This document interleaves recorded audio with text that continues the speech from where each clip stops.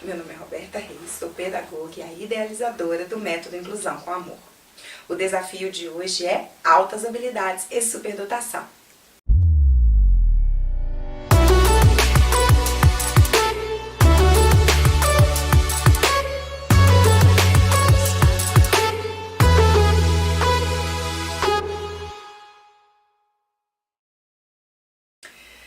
Muito bem. Estatisticamente, 10% das crianças do nosso Brasil apresenta alta habilidade e superdotação. Muitas vezes é confundida, é diagnosticada essa criança com uma hiperatividade.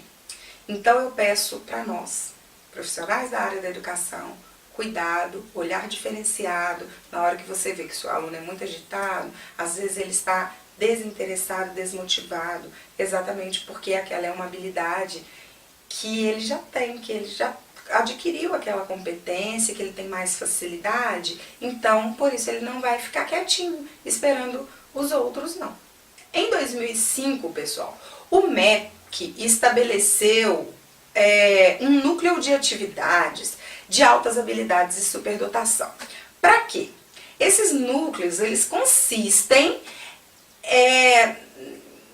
na formação de professores e na orientação para os pais e também em atividades especiais, ok? Quando a gente conversa com o pai, com a mãe, que a gente fala sobre a peculiaridade da criança, o pai e a mãe muitas vezes saem de lá muito perdido do que ele tem que fazer. Então o MEC, ele colocou isso de forma legal, lá na legislação, ele incluiu lá, por quê?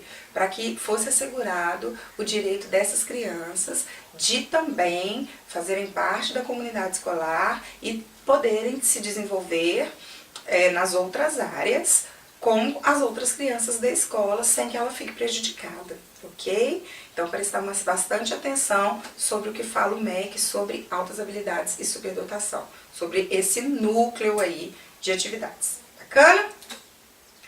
Vamos lá. A criança superdotada ou com alta habilidade, ela precisa de motivação, ela precisa de estímulo. Caso contrário, isso não aconteça, nós vamos passar por duas dificuldades. A primeira é a que eu falei, né? A gente pode achar que é uma hiperatividade, porque ela está sem interesse. E o segundo é que vai estagnar essa habilidade. Se ela não for trabalhada, se ela não for estimulada, ela estagna ali, ela não vai desenvolver, ok? Qualquer habilidade que a criança apresente, ela precisa de ter uma atividade, ou várias, onde que ela apresenta habilidade, ok? Então, peraí, vamos devagar para a gente entender e não confundir, combinado, gente? Gardner percebeu pelo menos umas 7 diferenças de inteligências, tá? Então, vamos lá. A sinestésica, a espacial, a lógico-matemática, a musical, a interpessoal e a intrapessoal e a de linguística. Pelo menos essas 7. Quando a criança ela apresenta uma alta habilidade e superdotação, não quer dizer que ela é excelente em todas. Ela pode apresentar em uma.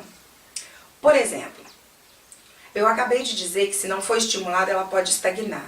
Vamos imaginar uma criança do interiorzão do nosso Brasil, de qualquer dos estados que sejam, com poucos recursos, e ela tem uma habilidade artística, uma habilidade musical, entendeu? Se ela tivesse um piano e uma professora de piano, seria um gênio.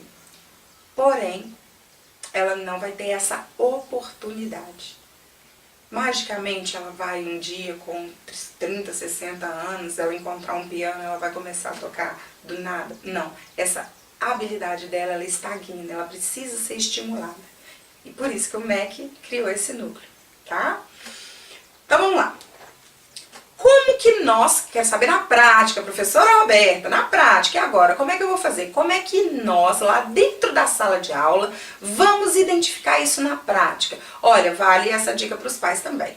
A primeira coisa que a gente tem que fazer é observar a inteligência, se ela é acima da média daquelas crianças que têm a mesma faixa etária. Como que eu vou fazer isso, tia Roberta? Ó, vamos supor que eu estou trabalhando numa salinha de maternal 3, tá? Quando você percebe que um aluno se destaca em alguma habilidade ali dentro da sala de aula, porque está acima da média de crianças de 3 anos, aí já dá pra gente começar a perceber e a ficar de olho, tá? Em qualquer uma das habilidades, tá, gente? Não precisa ser somente, lógico, matemática e linguística, que é o que normalmente todo mundo entende que um superdotado ou uma criança de alta habilidade apresenta, ok?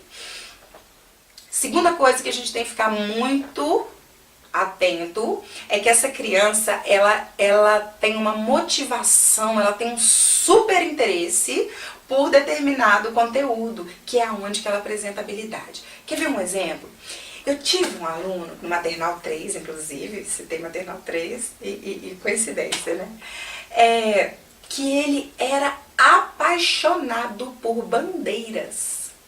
Não tinha uma bandeira que ele não conhecia, todas ele reconhecia. A bandeira e o estado, ou a bandeira e o país.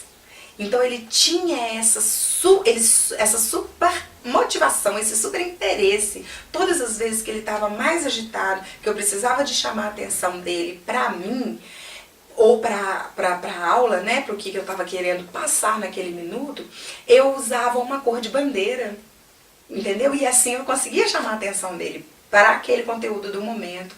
Por exemplo, eu estava trabalhando com a corzinha verde, eu falava, olha, essa cor aqui, fulaninho, é o verde, essa cor está na bandeira, e aí ele citava algumas bandeiras que também tinham o verde.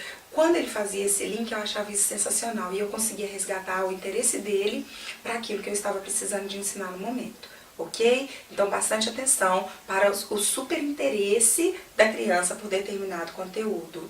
Isso pode ser uma alta dica, uma característica, ele está te mostrando que ele tem uma alta habilidade em determinado assunto. Bacana? Precisa ser estimulado, sim. A terceira coisa é a criatividade. O que ele faz? Ele cria, ele inventa coisas sobre esse aspecto. Por exemplo, uma criança que gosta muito de carros, por exemplo. Quer ver? Eu tive um aluninho de 3º ano e até foi de um bairro carente aqui da minha cidade. E ele pegava papelão, ele pegava pedaços de papelão e ele construía umas mãozinhas. Aí era papelão com barbante, com tampinha. Ele construía umas luvas que ele calçava assim na mão de papelão, barbante, tampinha. Ele pegava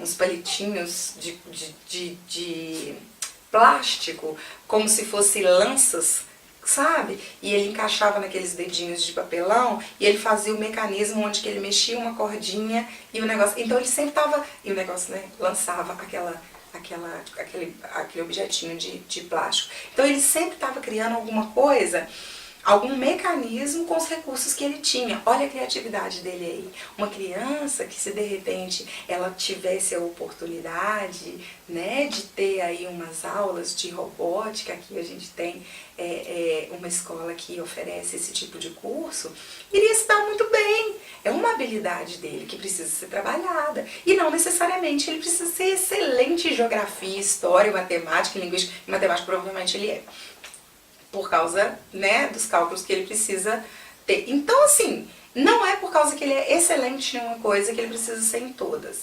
Cuidado, alta habilidade, superdotação, ela pode ser isolada, tá? Igual ilhas de conhecimento.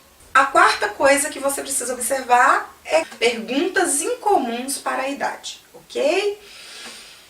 Mas são perguntas incomuns para a idade, gente, não é assim a criança pequenininha que fala como eu nasci, não. Isso é uma curiosidade. Tá? Isso não é porque ela é superdotada, não. É uma curiosidade da criança. É comum acontecer. Eu digo assim, quando a criança, ela vem com umas perguntas que te fazem, assim, pensar mesmo, que te chamam a atenção dessa forma. Meu Deus, como que uma criança dessa idade pode ter uma dúvida dessa? Será que viu em algum lugar, ouviu em algum lugar, né? E aí, quando isso começa a te chamar a atenção, é hora de observação, tá?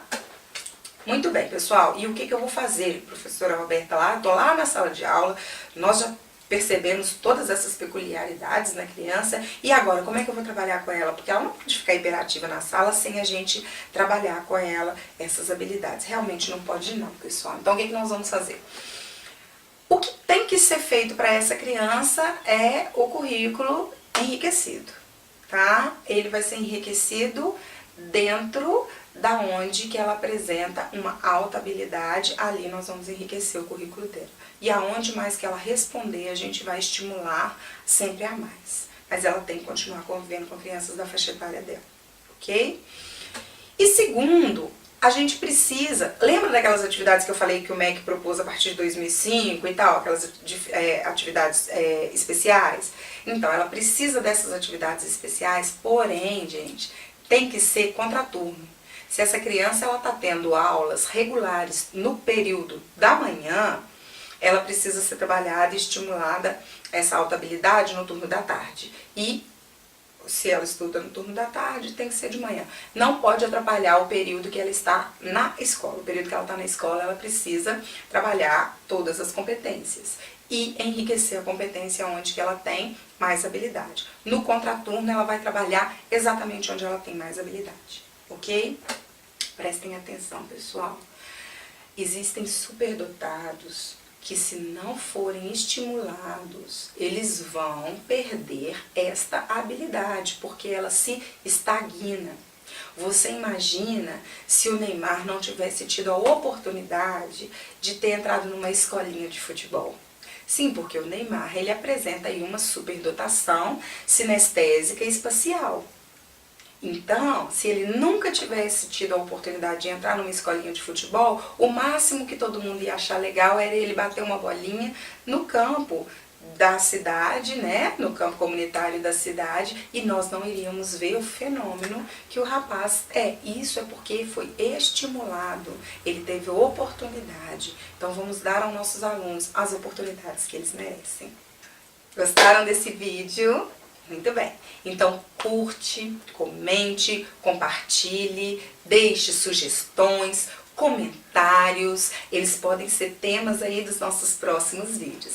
Não se esqueça de se inscrever lá no nosso canal, Roberta Reis Pedagoga. Toda semana novidade quentinha para vocês. Até a próxima!